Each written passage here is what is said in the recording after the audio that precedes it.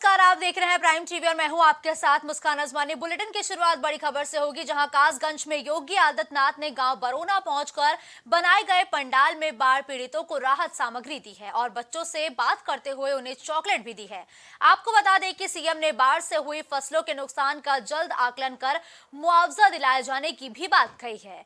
वहीं जिन लोगों के मकान गंगा कटान में चले गए थे, उन्हें प्रधानमंत्री आवास देने की बात कही। वहीं सर्पदंश से मरने वालों को 4 लाख की आर्थिक सहायता देने की भी बात कही गई है। जबकि सिंचाई विभाग को नवंबर में गंगा का जलस्तर कम होते ही गांव का सर्वे कर नदी को चैनलाइज कर गांव को सुरक्षा के लिए रोड मैप तैयार करने को कहा, ताकि गांव को बाढ़ से बचाया जा सके।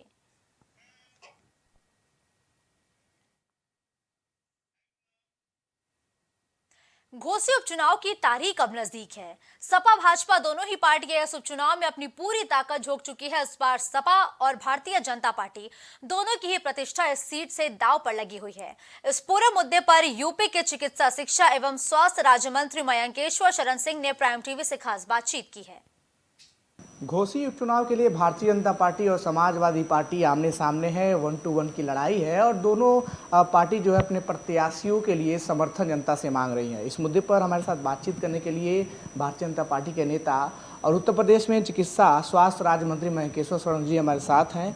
बहुत बहुत स्वागत है आपका प्राइम टीवी में। धन्यवाद। जिस तरीके से घोसी उपचुनाव की डेट सामने आ गई है, 5 तारीख को वहाँ पे मतदान है, 1 to 1 फाइट भाजपा और सपा में दिख रही है। क्या लगता है इस बार आपने जिसे उम्मीदवार बनाया है, कितनी बड़ी मार्जिन से वो जीतने जा रहा है? देखिए, निश्चित रूप से अच्छी मार्जिन से जीतेंगे और जो पिछले 6 सालों से जो आदरणीय योगी आदित्यनाथ जी के नेतृत्व में उत्तर प्रदेश में जिस तरीके से विकास कार्य हुए हैं और पिछले 9 सवा 9 साल से पूरे देश में मोदी जी के नेतृत्व में जिस तरीके से विकास कार्य हुए हैं और भारत की जो एक अंतर्राष्ट्रीय स्तर पे जो एक इमेज बन गई है, उससे निश्चित रूप से मुझे कहने में बिल्कुल भी संकोच नहीं है कि एक बहुत बड़ी जीत की तरफ हम लोग अग्रसर हैं। दूसरी तरफ ये बात भी निकल के सामने आ रही है कि जो उनके समाज के लोग हैं, दारा सिंह चौहान जिस समाज का प्रतिनिधित्व करते हैं, इसके पहले वो समाजवादी पार्टी में थे, फिर पाला बदल के भारतीय जनता पार्टी में आए। कहीं ना कहीं वहाँ की जनता ठगी महसूस कर रही है उनके इस डिसीजन से। तो क्या लगता है कि मतलब कि जो वोट ट्रांसफ़र है वो उधर समाजवादी पार्टी की तरफ जाता हुआ दिख रहा है? ऐसी बात निकल के निश्चित बिल्कुल नहीं है और पूरी तरीके से वहाँ पे सारे भारतीय जनता पार्टी के कार्यकर्ता से लेकर नेता तक सब पूरी तरीके से लगे हुए हैं और जैसे जैसे चुनाव नज़दीक आता जाएगा आप देखते जाएंगे कि और ज़्यादा मजबूती से हम लोग वहाँ पे लड़ते दिखाई पड़ेंगे। कांग्रेस के नए प्रदेश अध्यक्ष अजय राय ने साफ तौर पर कहा कि भारतीय जनता पार्टी की जो डबल इंजन की सरकार है वो एक दमनकारी सरकार है और बुलडोजर का दुरुपयोग करती है। आने वाले चुनाव में 24 ही नहीं 27 में भी इनके बुलडोजर का मुंह जो है वो मोड़ दिया जाएगा। 27 में उत्तर प्रदेश में कांग्रेस की सरकार बनेगी। देखिए, 4 लगातार चुनाव, 14, फिर उसके बाद 17, फिर उसके बाद 19, उसके बाद 22, ये 4 चुनाव भारतीय जनता पार्टी बहुत ही प्रचंड बहुमत के साथ जीती है। उनका ये कहना मेरे ख्याल से, और जहाँ तक कांग्रेस की बात आप करें, कांग्रेस उत्तर प्रदेश की राजनीति में इररिलेवेंट हो गई है और कोई उनका कुछ भी कहना मुझे नहीं लगता कि उसको किसी भी प्रकार का कोई संज्ञान भी लेना चाहिए। जिस तरीके से स्वास्थ्य के क्षेत्र में सरकार लगातार काम कर रही है, स्वास्थ्य मंत्री और आप लगातार जाके औचक निरीक्षण कर रहे हैं। 107 जिला अस्पताल जो है अभी सीसीटीवी कैमरे से लैस होने वाले हैं। तमाम सुविधाएं अगर देखा जाए तो सूबे को स्वास्थ्य से दी जा रही है।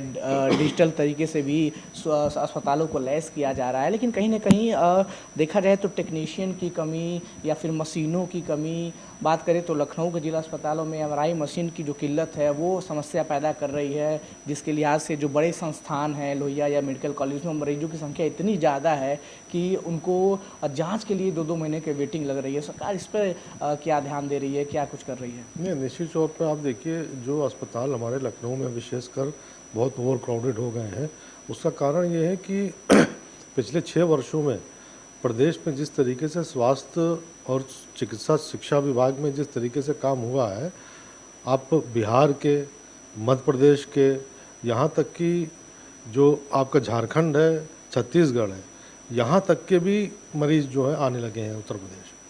तो हम आज केवल उत्तर प्रदेश को ही नहीं वो कर रहे हैं, हम 4 और प्रदेशों को भी हम स्वास्थ्य का लाभ दे रहे हैं, और हम मना भी नहीं कर रहे हैं उनको कि वो ना आवे यहाँ पे। तो जाहिर तौर पे हमारे ऊपर भार बढ़ा है, और पूरी तरीके से 6 सालों से हम लोग ने जिस तरीके से काम किया है माननीय योगी आदित्यनाथ जी के नेतृत्व में, और स्वास्थ्य सुविधाएं भी बढ़ी हैं, और धीमे धीमे हम लोग और तरक्की करते जा रहे हैं। तो ये थे हमारे साथ महेंकेश्वर शरण सिंह, जिन्होंने साफ तौर पर कहा है कि घोसी उपचुनाव में भारतीय जनता पार्टी के प्रत्याशी की एक अच्छी जीत की तरफ बढ़ते हुए अग्रसित हो रहे हैं और वहाँ भाजपा लीड कर रही है। वीडियो जर्नलिस्ट नीरज के साथ मैं विवेक शाही, प्राइम टीवी, लखनऊ। एक तरफ जहां यूपी के हर शहर को CM Yogi Adityanath smart city के तर्ज पर विकास करने की बात करते हैं, लेकिन वहीं दूसरी तरफ चिराग तले ही अंधेरा नजर आ रहा है। पूरा मामला राजधानी लखनऊ का है। यहां के इंदिरा नगर के प्रियदर्शनी वार्ड 24 में हालात बद से बदतर दिखाई दे रहे हैं। हमारे संवाददाता जब यहां की साफ सफाई का जायजा लेने पहुंचे तो हालात देखकर दांतों तले उंगली ही दबा ली है। देखिए आखिर क्या तस्वीर निकलकर सामने आई है इस रिपोर्ट से।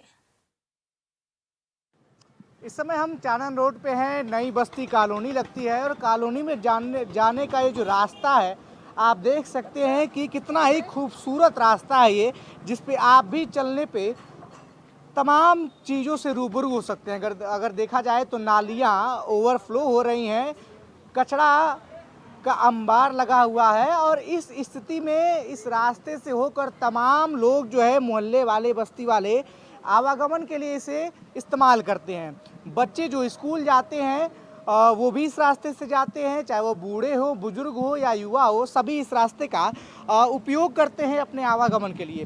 बारिशों का मौसम है और जिस तरीके से नालियाँ ओवरफ्लो हो रही हैं, आप देख सकते हैं कि जब बारिश होती होगी ये पूरा रास्ता पानी से भर जाता होगा और लोगों का आवागमन जो है प्रभावित होता होगा। बारिश के मौसम में अगर देखा जाए तो संचारी रोग जैसे तमाम बीमारियां फैलती हैं, जिससे जनता त्रस्त रहती है। वार्ड की जनता, मोहल्ले की जनता इन संचारी रोगों से भाग भाग के अपना इलाज अस्पतालों में ढूंढती रहती है। अगर बात की जाए तो लगातार नगर विकास विभाग साफ सफाई को लेकर तमाम अभियान चला रहा है। मंत्री ए के शर्मा खुद इस अभियान पे कड़ाई से नज़र रखते हैं, अपने अधिकारियों को दुरुस्त करते हैं, लेकिन उसके बाद भी अधिकारियों की हीला हवाली जारी है। और रास्ता आप देख सकते हैं कि कितना बदतर ये रास्ता है जो आवागमन के लिए इस्तेमाल किया जा रहा है। यहाँ पे नालियों के पास कुत्ते लौटते हुए नज़र आ रहे हैं, नालियाँ ओवरफ्लो होकर सड़कों में बहती दिख रही हैं। तमाम समस्याएं आपको हम दिखा रहे हैं, और इसकी जो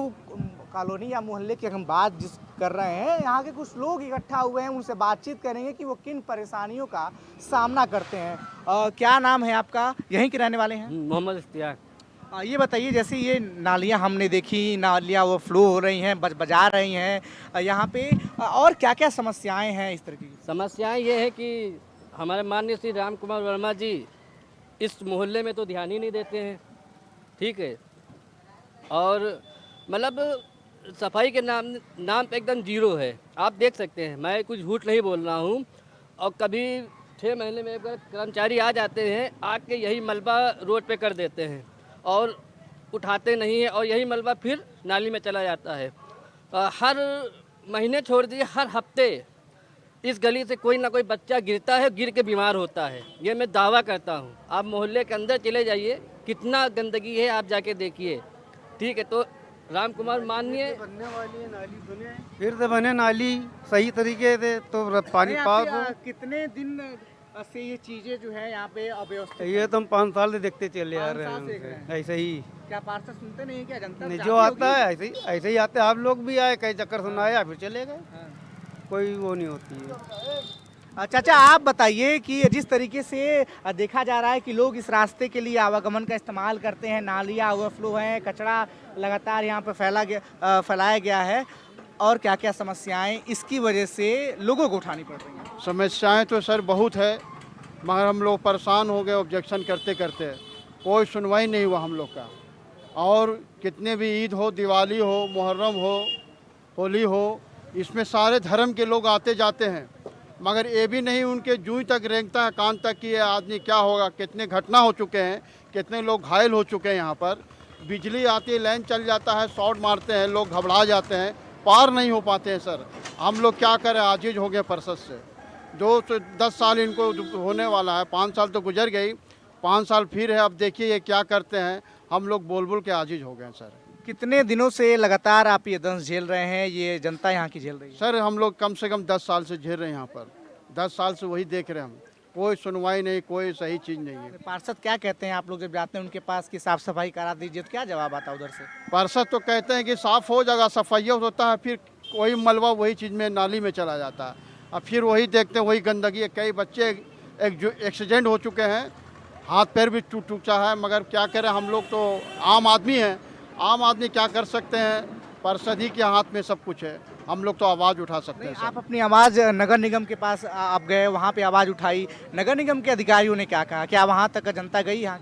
नगर निगम तक नहीं गए, मगर पार्षद तक हम लोग आवाज़ उठाई है, मगर पार्षद को इसका कोई एक्शन नहीं है सर अब तक। तो इस तरीके से आप देख सकते हैं कि यहाँ की जो जनता है वो ऐसी अव्यवस्थाओं से बिल्कुल त्रस्त नज़र आ रही है। संचारी रोग जो है बरसात के समय फैलते हैं और ऐसी नालियों में ही तमाम विषाणु जो है संचारी रोग के बजबजाते रहते हैं। देख सकते हैं आप किस तरीके की हालत जो है इस रास्ते की है, नालियाँ बजबजा रही हैं। जो मलबा है वह नालियों से निकाल के वो इस रास्ते पर रख दिया गया है, जिसके द्वारा जो है लोगों को आने जाने में काफ़ी तकलीफ उठानी पड़ रही है, काफ़ी दिक्कतों का सामना जो है वो करना पड़ रहा है लोगों को। कुछ स्कूली बच्चे हमारे साथ हैं। किस क्लास में पढ़ते हो? थर्ड में। इसी रास्ते से आना जाना होता है? जी ये बताओ कि इतना गंदा रास्ता है, स्कूल जाते हो, घर वाले अच्छे यूनिफॉर्म देते हैं साफ सफाई करके, और इस रास्ते से आते जाते हैं, क्या दिक्कत होती है? गलत लगता है। गलत लगता है? यस। और क्या क्या समस्याएं हैं?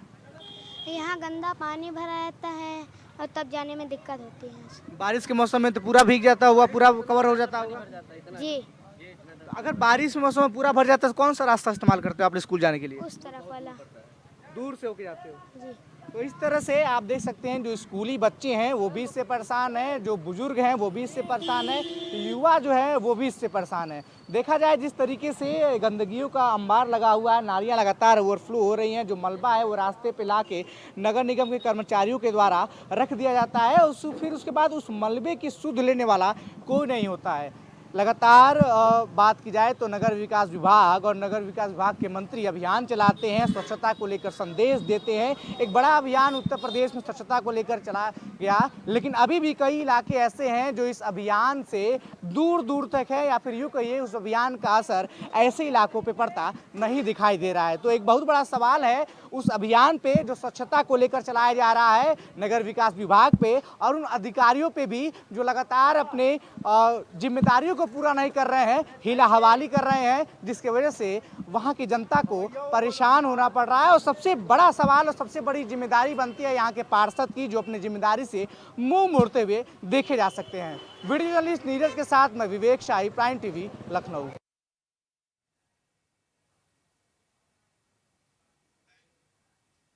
अब खबर सिद्धार्थनगर से है, जहां भ्रष्टाचार थमने का नाम नहीं ले रहा है। ताजा मामला नौगढ़ तहसील का है, जहां लाखों की लागत से अमृत सरोवर और सुंदरीकरण का काम हुआ था, लेकिन निर्माण के 10 दिन के अंदर ही बरसात होते ही अमृत सरोवर का सीसी रोड धंस गई है, जिसको लेकर स्थानीय ग्रामीणों ने जिम्मेदारों पर आरोप लगाए कि काम पूरी तरीके से मानक विहीन हुआ, सही तरह से कार्य नहीं हुआ, जिसके कारण ये 10 दिनों के भीतर ही धंस गया है। वही मामले में डीएम संजीव रंजन ने कहा कि मामला संज्ञान में है और जांच करवाकर ही कार्रवाई की जाएगी। पोखरा पर साल से शुरू भर खोदा के दिसंबर से, और साल भर बीत गए, बारिश ना भर खोदान, ओकरे बाद में फिर कार्तिक में बारिश हुई, पानी सुखवा काम चालू कर दी। तो कहीं यहाँ पोखरा में बोर हो जाई, वहाँ फुहारा लागी, अमृत सागर बनी, चारों तरफ से लाइट लागी, और यह कह के अपन काम शुरू कर दी। सब यह कहत रहा, कहो वर्मा जी, यह बतिया सब कहा यहाँ बोर हो जाए, अमृत सागर बनी, यहाँ फुहारा चली। अब क्या हुआ? और अब का हो गई है, जोन बना इंटरलॉकिंग लगा दी, ये टूट के जात है पोखरा में बह के। हाँ, तो क्या लगता है गुणवत्ता विहीन काम हुआ है? सही कमो बहुत तो काहे खराब हो, मतलब काम संतोषजनक नहीं। यह मामला मेरे संज्ञान में आया है और हम इसकी जांच कराकर उचित कार्रवाई करेंगे। क्योंकि कभी कभी की जो तालाब के किनारे का सॉइल जो होता है वो काफ़ी लूज होता है पानी होने के कारण, तो उसमें जब तक कि अच्छे से कंक्रीट न किया जाए कंक्रीटिंग तो उसमें समस्या होती है। बट इसकी हम जांच कराएंगे कि कोई क्वालिटी पे कंप्रोमाइज़ क्यों किया गया, कैसे, या तो अगर जो DPR बना होगा या उनका एस्टिमेट बना होगा, एस्टिमेट के हिसाब से काम हुआ या नहीं हुआ है उसको चेक करा के गुणवत्ताहीन काम हुआ तो उसकी हम बिल्कुल जांच करा लेंगे, जांच करा के कार्रवाई करेंगे। खबर गाजियाबाद से है, जहां थाना लोनी पुलिस ने 2 गांजा तस्करों को गिरफ्तार किया है। गिरफ्तार अभियुक्तों के पास से पुलिस ने करीब 30 किलो गांजा बरामद किया। बरामद गांजे की कीमत करीब 15 लाख रुपए बताई गई है। आरोपी ओडिशा के मुन्नीगुंडा इलाके से कार में गांजा लेकर आते हैं, जिन्हें थाना लोनी पुलिस ने चेकिंग के दौरान गिरफ्तार किया है। सर कि गांजा तस्करों को गिरफ्तार किया गया। ये गांजा तस्कर गांजा कहाँ से लाते थे और कहाँ बेचते थे? थाना लोनी की पुलिस टीम के द्वारा निठौरा रोड पे चेकिंग किया जा रहा था। उसी दौरान एक वेंटो कार आती हुई दिखाई दी। पुलिस टीम ने जब उसे रोक करके और उसमें तलाशी लिया तो उसमें 2 व्यक्ति मिले, एक आबिद बड़ौत का रहने वाला और दूसरा अशोक विहार चौकी के अंतर्गत लोनी का ही नौसाद रहने वाला। इन दोनों से पूछताछ की गई और कार की तलाशी ली गई। कार की तलाशी के दौरान इनके कब्जे से भारी मात्रा में गांजा बरामद हुआ, जो तौल कराने पे 30 किलो से अधिक गांजा निकला। खबर गाजियाबाद से है, जहां कई सालों से नगर निगम की जमीन पर कब्जा किए हुए लोगों पर कार्रवाई की जा रही है। आपको बता दें कि 3 दिन के अंदर कार्रवाई करते हुए 4 बुलडोजर के माध्यम से जमीन को खाली कराया जा रहा है। दरअसल 30 सालों से लगभग इस जमीन पर अवैध अतिक्रमण था। हालांकि इस जमीन को रेलवे अपना बताता आया है और कई बार लोगों को नोटिस भी दिए हैं। नगर निगम ने इसकी जांच कर आज अपनी जमीन को खाली करने के लिए ताबड़तोड़ ये कार्रवाई की है। कार्रवाई की जा रही है। कौन कितनी पुरानी जमीन थी नगर निगम की और क्या कार्रवाई? ये तो शुरू से है नगर निगम की जमीन, आज से थोड़ी है। ये तो जब से यहाँ बना है, हमारी शुरू से ही जमीन है। इसका किसका अतिक्रमण था? आपने क्या उस पर कार्रवाई की है? उससे पहले उस पर गुंडा एक्ट लगा हुआ है, पहले से मैंने पता लगाया। क्या नाम था इसका? ये हाजी खलीफ जो था, ये तो ये गैंगस्टर एक्ट लगा हुआ है। और इतनी बड़ी 20,000 बीघे इसने हमारी जगह कब्जाई हुई है। बहुतों पे मकान बन गए। मकान को मैंने कह दिया है कोई नहीं छेड़ेगा, मस्जिद को कोई नहीं छेड़ेगा, पूजा स्थल है, इसको हम रास्ता देंगे निकलने का, बाकी जगह हम छोड़ेंगे नहीं। गाजियाबाद में पहले भी मैंने 250 करोड़ रुपए की जमीन 1 महीने के अंदर मुक्त कराई थी, पर ये कैला भट्टा में जो दूसरे अल्पसंख्यक समुदाय की आबादी है, इसके बीच के अंदर ये जो बड़ा कब्जा था, ये बड़ा काम है और ये तो नहीं हो सकता। हरदोई में सवायजपुर विधानसभा के अंतर्गत ग्राम सभा अरवल थाना क्षेत्र के अदनिया गांव में परिवार को भूख से तड़पता देख परेशान मजदूर ने फांसी लगाकर मौत को गले लगा लिया। घटना की जानकारी मिलते ही सवाईपुर की एसडीएम और नायब तहसीलदार ने पहुंचकर परिजनों को किसी तरह समझा बुझाकर शांत कराया और साथ ही नायब तहसीलदार और तहसीलदार ने पहुंचकर मृतक का अंतिम संस्कार करवाया। बता दें कि प्रशासन ने शौचालय, आवासीय पट्टा आवास, राशन कार्ड अंत्योदय, मृतक की पत्नी की पेंशन, आर्थिक सहायता दिलाने की भी इस दौरान घोषणा की है। यहाँ हम लोग चूंकि इस समय बाढ़ का प्रकोप है चारों तरफ, एक आकस्मिक मृत्यु हो गई थी, उसमें हम लोग चल के आए थे। तो दुखी परिवार को सबसे पहले तो ढाढ़स हम लोगों ने बंधवाया। चूंकि दुख की इस घड़ी में हम सब लोग, प्रशासन के लोग भी हमारे साथ चल के, तहसीलदार साहब आए, नायब साहब आए, मीडिया के पत्रकार बंधु में, और एसडीएम साहब तुम्हारी फोन पे भी वार्ता हुई। तो हम सब लोगों ने मिलकर एक प्रयास किया है कि इसकी जो मदद संभव हो। अभी यहाँ पे आपके राशन कार्ड के लिए कहे गए हैं, तत्कालिक एक आवास की व्यवस्था के लिए कहा गया है, और इनके आवासीय भूमि पट्टे के लिए, चूंकि भूमिहीन परिवार था, भूमि की पट्टे के लिए कहा गया है। जो भी सरकारी मदद हो सकती है वो करी जाएगी। हमारा जो मिशन आत्म संतुष्टि चलता है, लगातार गरीबों के लिए काम करता है।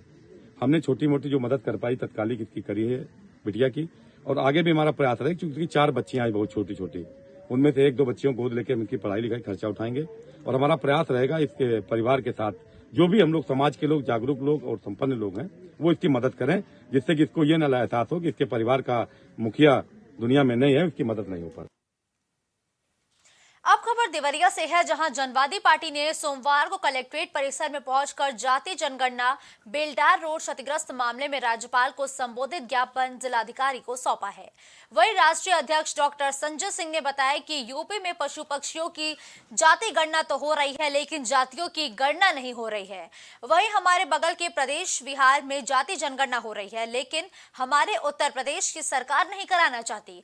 हमारी मुख्य मांग जातीय जनगणना के साथ ही बेलदार मार्ग को दुरुस्त कराए जाने की है। ये आप लोगों की सर, हम लोगों की मांगे हैं जातीय जनगणना कराई जाए तथा रोहिणी आयोग का जो रिपोर्ट सरकार के पास पहुंच चुका है उसको प्रकाशित किया जाए तथा यहाँ उत्तर प्रदेश में 8 राज्यों के तरह से जो अति पिछड़ा आयोग का गठन भी किया जाए तथा एक मांग और रखी गई है हमारे पार्टी की तरफ से सर कि नोएडा में जो जेयर एयरपोर्ट है उसमें 80% चौहान समाज के लोगों की जमीन पड़ी है और अंतिम हिंदू शासक माननीय पृथ्वीराज चौहान जी रहे हैं, उनके नाम से पृथ्वीराज चौहान जी के नाम से जेयर एयरपोर्ट का नाम भी रखा जाए। क्या नाम है आपका? जय नारायण चौहान, प्रदेश सचिव।